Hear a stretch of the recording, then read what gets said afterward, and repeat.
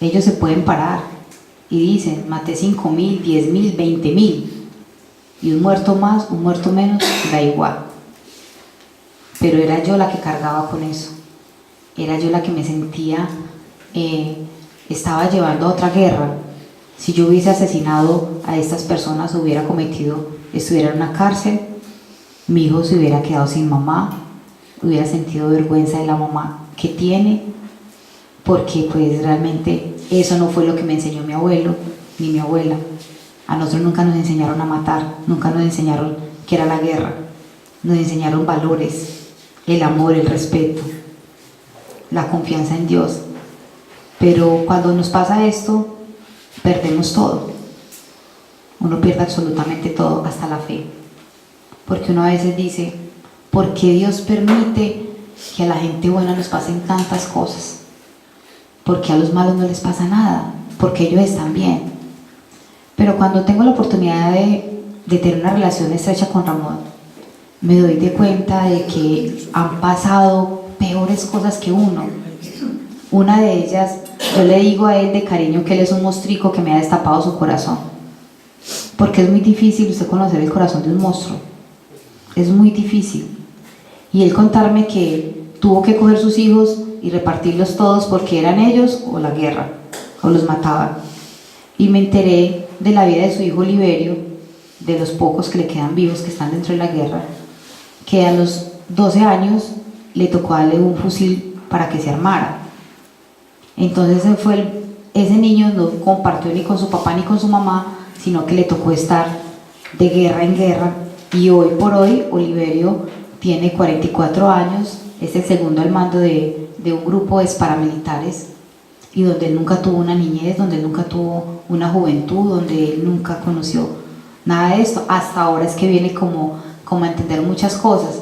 Entonces esto me ha permitido a mí conocer mucho de ellos también y ayudarnos, porque me han ayudado mucho a mí como persona. He crecido, he conocido. Sé que mucha gente dirá, ella está loca, porque lo han dicho. Perdonar no es fácil, pero cuando uno tiene a Dios en su corazón, todo es posible. Y también yo le agradezco mucho a las personas que oraron mucho por mí, porque si no hubiese sido así, yo nunca hubiese perdonado, y si no hubiese así, mi corazón nunca se hubiese transformado, y de pronto tuve que haber pasado por todo esto para poder que esta persona que hizo tanto daño a un país pueda pedir perdón, se sienta arrepentido de lo que han hecho. Sé que nosotros utilizamos mucho una frase donde dice que el perdón no cambiará el pasado, pero sí engrandecerá el futuro. Entonces nosotros hemos estado en muchos escenarios dando este testimonio de fe, porque cuando a mí me dicen que yo recuperé mi cuerda vocal, me paré en el atrio de la iglesia y le prometí a Dios que yo iba a estar en el lugar donde Él quisiera colocarme siempre, y aquí estoy. Estoy acá. Hubieron una cantidad de cosas, porque realmente casi que no vengo a este encuentro. Yo le decía a Moisés como 5 días antes, Moisés, se nos metió el diablo, esto está como que el diablo no quiere que yo vaya por allá. Pero yo siempre los invito a ustedes. Muchas veces nos peleamos con nuestros papás, con nuestros hermanos, con nuestros hijos, por bobadas, porque a veces los hijos no hacen lo que uno quiere, porque a veces los papás no hacen lo que uno quiere, porque a veces los hermanos nos dicen bobadas, y duramos una eternidad, 1 año, 6 meses, sin hablarle por bobadas, cuando realmente hay cosas más grandes a nuestro alrededor que podemos perdonar. Yo los invito a que si tienen algo con alguno de las personas que ustedes más aman, búsquenlos, dejen el orgullo a un lado, que perdonar a esa persona que nos ha hecho tanto daño a veces por bobadas, el orgullo no puede ser más grande que el amor hacia esa persona. No es fácil perdonar, pero tampoco es imposible. Y cuando tú das ese paso, ese primer paso que nos invita el Papa Francisco a darlo, te vas a dar de cuenta que eres una persona totalmente libre.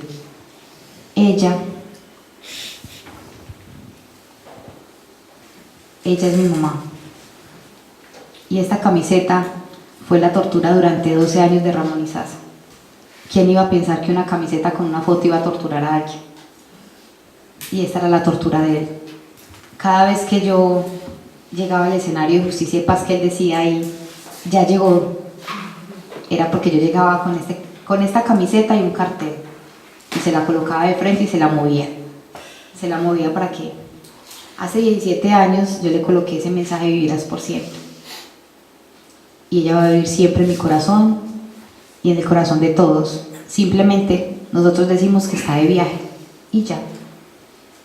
Pero he aprendido a vivir con este fantasma del pasado. Y aún más cuando me dicen que me parezco mucho a ella, porque hay muchas personas que estuvieron alrededor y dicen que yo soy la reencarnación de mi mamá. Y eso al principio me da un poco duro. Pero después de 12 años aprendí la lección. Aprendí a vivir con ella, no me ha abandonado, siempre está ahí. En los momentos más difíciles de mi vida ha estado ahí conmigo. Septiembre 17 del 2001 fue una fecha que cambió nuestras vidas, pero sabemos que todos nos vamos a morir, no sabemos de qué forma. Pero al principio yo decía, mi mamá fue una estúpida, una tonta haberse dejado matar por la gente, es que ¿para qué? Pero ahora me doy cuenta de que lo dio por una gente que valía la pena. Fue por una causa que nunca me imaginé de estar en otro país contando esta historia y de compartir con ustedes. Espero que hubiese sido de mucho aprovecho esta historia de vida, y como estas hay muchas más en nuestro país, más fuertes. En Colombia los hijos de los líderes no podemos hablar, los líderes se quedan muertos y no hay más, ya hay. Pero yo le doy gracias a Dios que he tenido la oportunidad de poder llevar este proceso. Llevo 17 años y hay algo que les voy a contar de nuestras vidas. Cada vez que mi mamá cumple un año de muerta, mi hijo cumple un año de vida. Este año mi mamá completó 17 años, mi hijo completó 17 años y este año yo completé la edad que ella fue asesinada, sus 37 años. Ella fue asesinada de 37 años, y cuando encuentro estos números en este país completos, sé que Dios fue el que me envió acá.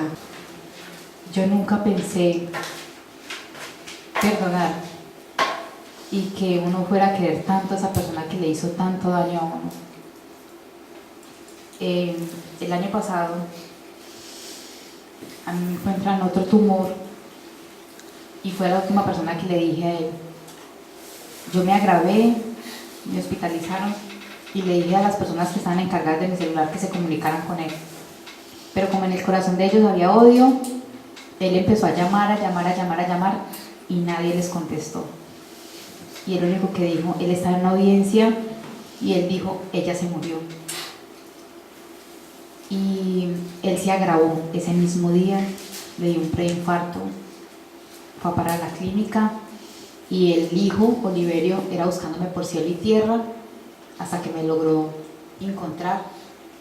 Y cuando él me vio, lo primero que hizo fue ir a buscarme y a llorar y a pedirme perdón nuevamente, no solamente a mí, sino que también a mi hijo. Y cada vez que me ve, me canta y me dice que le pide mucho a Dios para que no se me vuelva a envenenar mi corazón. Hoy por hoy, Oliverio no tuvo nada que ver con la muerte de mi mamá, simplemente es un segundo al mando de un grupo armado y él lo ha escogido a él para que siga el proceso. Él dice que él ya tiene los días contados, que él en cualquier momento se va a ir, pero que él quiere que Oliverio siga lo que él empezó. Entonces él siempre dice que la vida de nosotros está en 2 tomos, tomo 1, tomo 2, ahora va a estar en tomo 3, porque Oliverio y yo hemos tomado la decisión. Por eso el martes me tocó irme para el Tribunal de Justicia y Paz, porque creamos una fundación que se llama Por la Reconciliación, Damari Mejía Ramírez, y la idea acá es poder levantar una bandera que hace 17 años se cayó, que era lo que hacía mi mamá. Ahora la vamos a hacer entre los dos hijos de una víctima y un victimario, y poderla ir levantando lentamente, y dentro de esa fundación están todos los sueños plasmados que tenía mi mamá de ayudarle a la gente. Entonces estamos con ese proceso, por eso me tocó salir de una vez volada para Bogotá, para que los magistrados nos pudieran dar el permiso legalmente, porque ellos todavía están a un proceso que se llama Justicia y Paz, y ahora ya no es Justicia y Paz, sino que se llama Justicia Transicional, que estamos sometidos a este proceso. No nos dieron el permiso, nos dieron que no había ningún problema, simplemente que había que direccionar ciertas cosas, pero esta es la realidad que nosotros vivimos. Si yo estoy mal, Ramón está mal; si yo estoy bien, Ramón está bien. Esa es la realidad que estamos viendo. A veces nos preguntamos los dos y nos abrazamos y lloramos, a veces reímos y decimos que no entendemos el misterio de Dios, porque la verdad yo a veces ni lo entiendo. A veces yo no entiendo por qué nos han pasado tantas cosas, pero al mismo tiempo es algo misterioso, es algo tan misterioso que muchas veces este viaje él no quería que yo viniera. Él ni Oliverio no querían que yo viniera acá a este país, que porque les daba miedo que de pronto no fuésemos aceptados, de yo ir a contar una historia donde ellos hicieron tanto daño y que de pronto la gente no los fuera a ver con buenos ojos, o que de pronto la gente no fuera como a entender el contexto de todo lo que nos ha tocado vivir. Pero yo le decía a él que había que dar testimonio y que Dios era el que nos iba a colocar donde él quería que estuviéramos, y que yo iba en representación de los tres, porque somos tres, ya no somos uno, sino que somos tres en uno. Entonces esta es la realidad que hemos vivido nosotros, y seguimos. Yo sigo reclamando, yo sigo pidiendo justicia, yo sigo pidiendo una verdad, yo sigo sometida a un proceso, ellos siguen sometidos a un proceso, pero con una gran diferencia, que nos perdonamos uno al otro, porque yo también le pedí perdón. Yo también pedí perdón por todo lo que había en mi corazón y por lo que yo pensaba hacerles. Y nunca pensé que esta camiseta iba a ser un arma tan poderosa, pero gracias a esta camiseta y gracias a ella, nosotros pudimos perdonar. Frente, como ellos lo decían en el video, que ellos dicen que entregaban las armas, hay un video donde habla Ramón y dicen que ellos por primera vez sintieron que estaban perdiendo todo. Entonces ellos lo explican en ese momento. En ese momento ellos sentían que estaban perdiendo la guerra y el poder, que era lo que ellos, hasta en ese entonces, era lo más importante para ellos. O entregaban las armas y se sometían a un proceso que les ofrecía el Estado, o terminaban en una tumba. O sea, hasta ese momento era pues como lo que ellos estaban interesados, que vuelve y lo dice Oliverio dentro del proceso. Ya con el proceso de perdón a las víctimas, es un proceso que ellos deben de hacer ante Justicia y Paz: verdad, justicia, reparación. Y entre esa reparación es pedir perdón por todos los daños que hicieron, por todo lo que se hizo en un pasado. Pero seamos sinceros, sé que a todas las víctimas el perdón no va a salir igual como salió con mi proceso, porque muchas víctimas nos dan la oportunidad de ir a los tribunales, pero realmente la gente no se atreve a ir porque les da mucho miedo. O sea, es que esto es de miedo. Nos da miedo reclamar, nos da miedo hablar, nos da miedo de que si de pronto decimos una cosa que de pronto era algo tapado y uno lo va a destapar y resulta que van a ir a investigar más cosas, entonces van a haber más muertes o va a haber desplazamiento. Entonces mucha gente dentro del proceso de Justicia y Paz ha demostrado tener miedo frente al proceso, llegan a un punto y no siguen más dentro del proceso.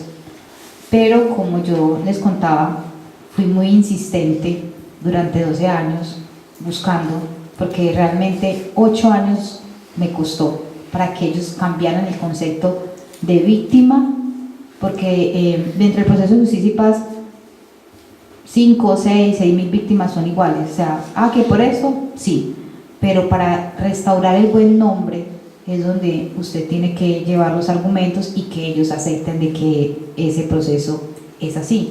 Entonces fueron 8 años de enfrentamientos entre Ramón y yo para poder lograr, y realmente pienso de que él es una persona, o sea, lo hasta donde he podido conocer de él, es una persona, como le decía yo a Moisés ayer también, que es de los que reza, hace un daño y empata.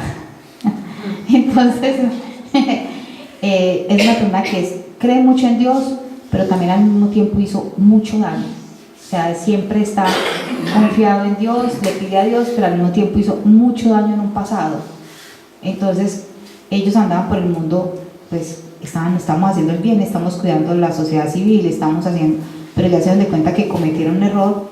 Y cuando llega el caso mío, ellos dicen, por primera vez, hay un especial que en YouTube, hay varios videos de nosotros.